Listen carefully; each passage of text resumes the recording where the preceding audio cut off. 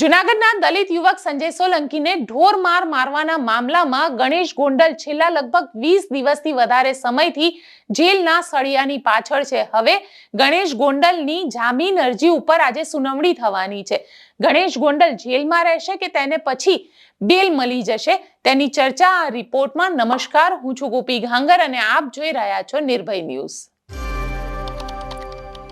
જૂનાગઢના દલિત યુવક સંજય સોલંકીએ ગણેશ ગોંડલ અને અન્ય લોકો ઉપર ઢોર માર મારવાનો આરોપ લગાવ્યો હતો। સંજય સોલંકી જેમનું કહેવું હતું કે જ્યારે તેઓ બાઇક લઈને જઈ રહ્યા હતા તે વખતે એક ગાડી ફૂલ સ્પીડમાં આવી। એ ગાડીએ સંજય સોલંકીની સાથે એક્સિડન્ટ થતા રહી ગયો અને સંજય સોલંકી અને ગાડીના ચાલક અને તેની સાથે બેસેલા લોકો એટલે કે ગણેશ ગોંડલ આ બંને જણા વચ્ચે બોલચાલ થઈ, જેના કારણે ત્યારબાદ તે મામલો તો પૂરો થઈ ગયો અને મામલો પૂરો થયા બાદ સંજય સોલંકી જ્યારે રાતના સમયે બહાર નીકળ્યો ત્યારે તેનું કિડનેપિંગ કરવામાં આવ્યું। તેને અપહરણ કરીને ગણેશનું જે ગામ છે ગોંડલ ત્યાં લઈ જવામાં આવ્યો અને ત્યાં આગળ તેને ઢોર માર મારવામાં આવ્યો, તેને નગ્ન કરવામાં આવ્યો, સાથે તેને ધમકી આપવામાં આવી, તેને જાનથી મારી નાખવાની ધમકી આપવામાં આવી।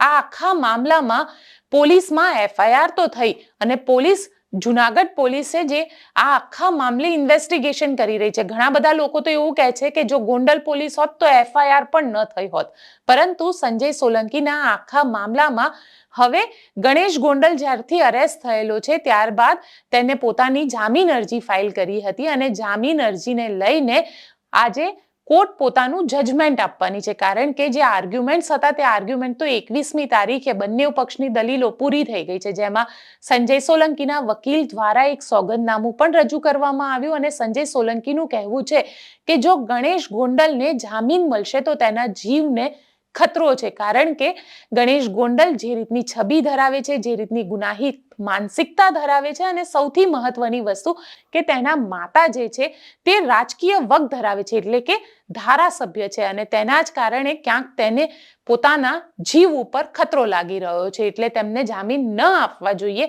તે પ્રકારેનું સોગંદનામું સંજય સોલંકી દ્વારા ગણેશ ગોંડલની વિરુદ્ધમાં કરવામાં આવ્યું છે। સાથે પોલીસ પણ અત્યારે એક્ટિવ છે, પોલીસ પણ આખા મામલે ઇન્વેસ્ટિગેશન કરી રહી છે અને પોલીસે પોતે પણ સોગંદનામું કર્યું છે અને પોલીસે પણ કહ્યું છે કે ગણેશ ગોંડલ અને જે અન્ય 4 લોકો જેમને જામીન અરજી ફાઇલ કરી છે તે લોકોને જામીન ન મળવા જોઈએ।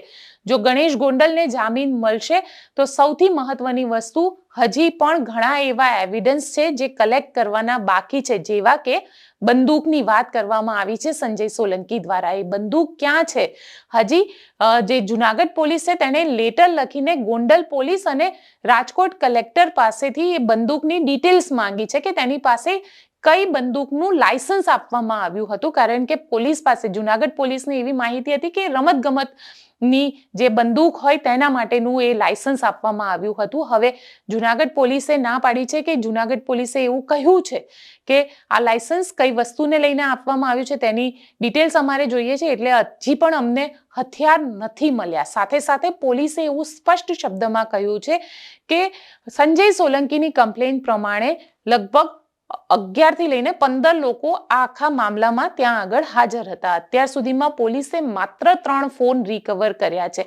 એવું શક્ય નથી આજના સમયમાં કે દરેક આરોપી પાસે ફોન ન હોય, 3 જ ફોન અત્યાર સુધી રિકવર કરવામાં આવ્યા છે અને સંજય સોલંકીએ સ્પષ્ટ શબ્દમાં એવું પણ કહ્યું છે કે તેનો વિડીયો રેકોર્ડ કરવામાં આવ્યો છે, તેને માર મારતો, તેને નગ્ન કરીને માર મારતો આ જે વિડીયો છે તે વિડીયો રેકોર્ડ કરવામાં આવ્યો છે, મોબાઈલની અંદર રેકોર્ડ કરવામાં આવ્યો છે। એટલે જ્યાં સુધી એ વિડીયો ન મળે અથવા તો એ જે ફોન હતા તે ફોન ન મળે ત્યાં સુધી આ ગણેશ ગોંડલ અને જે અન્ય 4 લોકો છે તે લોકોને જામીન ન મળવી જોઈએ, આવી એક પોલીસની આર્ગ્યુમેન્ટ પણ કરવામાં આવી છે। હવે જોવાનું આજે દિલચસ્પ રહેશે કે જૂનાગઢ સેશન્સ કોર્ટ એટ્રોસિટીની આ કમ્પ્લેનની અંદર ગણેશ ગોંડલને જામીન આપે છે કે નથી આપતી, કે પછી હજી પણ તેને જેલની અંદર જ રહેવું પડશે।